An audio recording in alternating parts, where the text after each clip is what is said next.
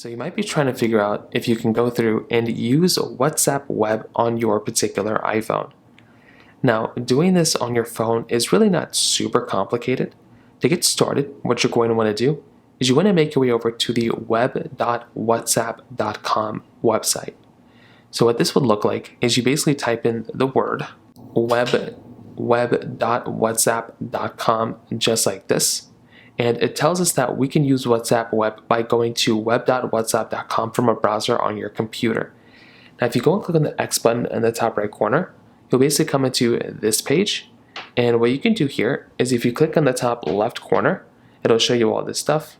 Now, that's how you can go through and get onto the WhatsApp Web, website. So you can come over here and kind of see this information. But from what I can see, I don't think there's a way for you to actually go through and actually go on WhatsApp Web on your iPhone. Like, there's not a way for you to go through and actually be able to scan a QR code or do anything like that. If you click over here and if you go and click on request a desktop website, so if we go and actually get that information, so if we tap right over here, so even if you request the desktop website, it also does not give you that type of capability either. So as far as I can tell, you can't really go through and use WhatsApp Web on your particular iPhone like this. So in terms of that kind of covers it up there. If you have any other thoughts or questions, please let me know in the comment section below. Hit the like button, that means so much, but definitely hit that subscribe button.